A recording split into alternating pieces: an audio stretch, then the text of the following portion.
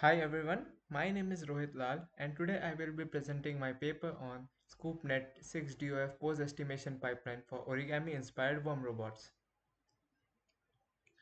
Origami inspired soft and flexible robots have drawn immense attention in recent years for their wide range of medicine and engineering application.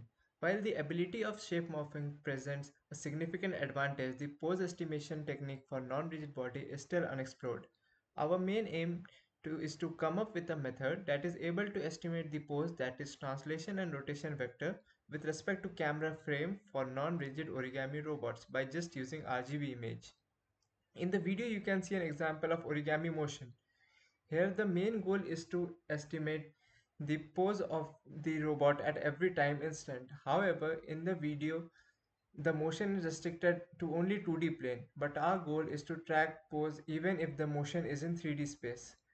Pose estimation and tracking are vital to study, control, and automate the locomotion of origami robots and its find its application in various fields. It is widely used in medicines, minimally invasive surgery, and space technologies.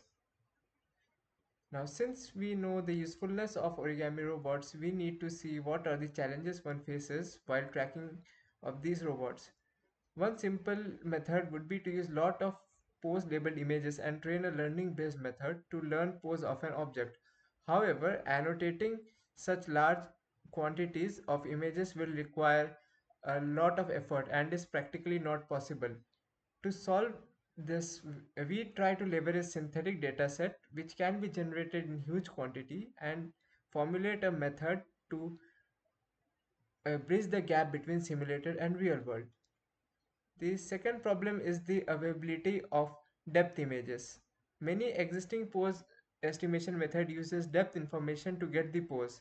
However, we try to use only RGB camera to learn the pose. The final problem is related to the non-rigidity of object. Since the shape of object is changing at every timestamp, therefore we only have 6 DOF pose isn't enough. We also need to have 6 semantic segmentation mask along with translation and rotation vector to get the clear idea of the shape as well as position of the robot at any time step. Now coming to our proposed approach to track the origami robot using RGB image, we use deep learning and computer vision based method. Our method doesn't require any depth information. We propose a self-supervised learning based method that uses synthetic dataset for training. However, it is able to generalize well for real-world dataset as well. We propose an end-to-end trainable architecture named ScoopNet to tackle all the mentioned problems. The ScoopNet architecture is trained using synthetic dataset and it is able to give 6 degrees of freedom pose as well as semantic segmentation of image in one forward pass. Moving on to our first contribution, which is dataset generation, we use Rhino plus Grasshopper 3D simulator to generate artificial dataset. In the right image, you can see a sample setup to generate dataset. We place the camera at various locations and store image and pose vector and semantic segmentation mask. We divide the sphere into 8 parts and avoid redundancy caused due to symmetry. The left image shows the generated image. One can observe that this is really far from reality and hence can't be used directly to train the model.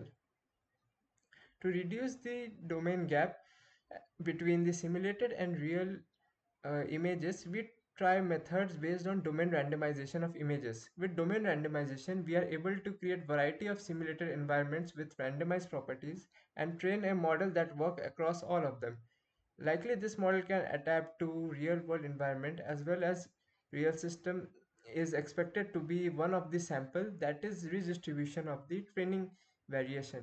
The generated image can be seen in the given image. The simulation image is augmented using random background, Gaussian blur and noise. One can conclude by simply observing that now this augmented simulation image is closer to the real world and hence can be used for training. Now let's jump to the working of ScoopNet architecture. This architecture is based on unit and residual learning. This network consists of two parts, one is encoder and the other is decoder. We hypothesize that this model is able to encode the pose information in its bottleneck layer. Hence, we can add series of linear layer after bottleneck layer to get the pose of the object. This model uses the bottleneck layer to decode it into semantic segmentation map.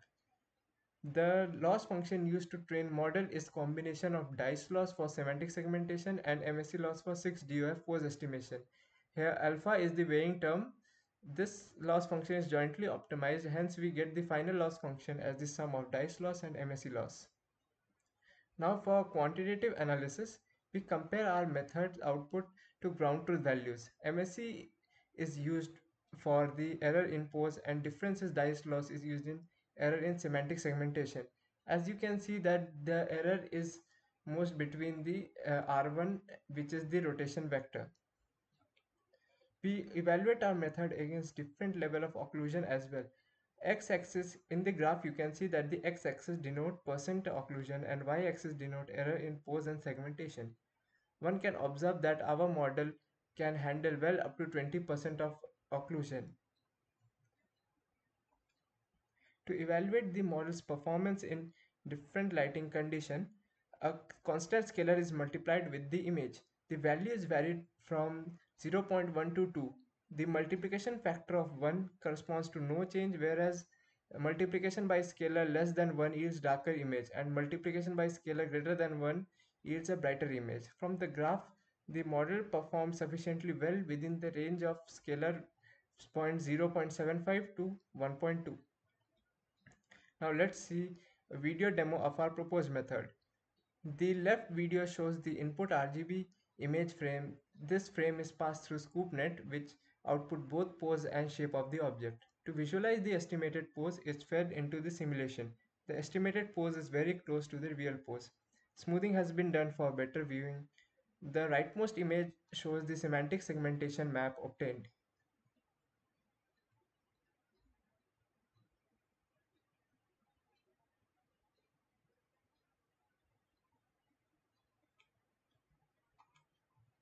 Now jumping to the conclusion, from this paper we were able to lay groundwork for non-rigid object tracking. We also proposed a method to generate synthetic data set and simulate the gap between real world and simulation. Limitations and future work.